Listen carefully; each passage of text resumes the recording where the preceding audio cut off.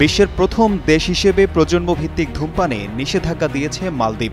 এর আগে ২০০৭ সালের ১ জানুয়ারি বা এর পরে জন্ম নেওয়া যে কোনো ব্যক্তির জন্য ধূমপান, তামাক কেনা ও বিক্রি সবই এখন আইনত নিষিদ্ধ।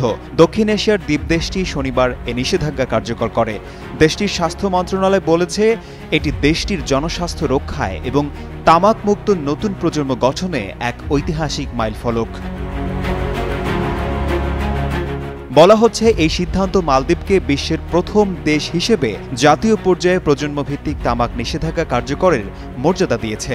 বিশ্ব স্বাস্থ্য সংস্থার তথ্য অনুযায়ী ধূমপানে প্রতি বছর বিশ্বব্যাপী ৭০ লাখের বেশি মানুষের মৃত্যু হয়। ২০২১ সালের জাতীয় জরিপে দেখা গেছে, মালদ্বীপে ১৫ থেকে ৬৯ বছর বয়সী প্রাপ্তবয়স্কদের ১/৪ বেশি তামাক ব্যবহার করেন, আর ১৩ থেকে ১৫ বছর বয়সী কিশোর কিশোরীদের ক্ষেত্রে এ ব্যবহারের হার প্রায় দ্বিগুণ।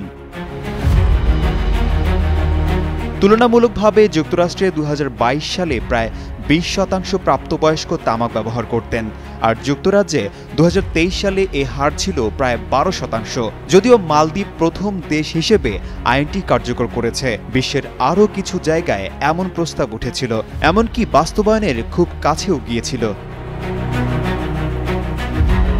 ২০২২ সালে নিউজিল্যান্ড একই ধরনের আইন পাশ করে, যেখানে ২০০৯ সালের ১ জানুয়ারির পরে জন্ম নেওয়া কারো কাছে তামাক বিক্রি নিষিদ্ধ করার পরিকল্পনা ছিল।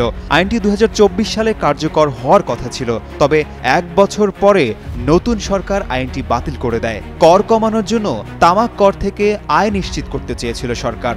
সিদ্ধান্তটি জনস্বাস্থ্য বিশেষজ্ঞ ও তামাক বিরোধী সংগঠনগুলোকে ক্ষুব্ধ করে তোলে। আশিকুর রহমান, যুগান্তর নিউজ।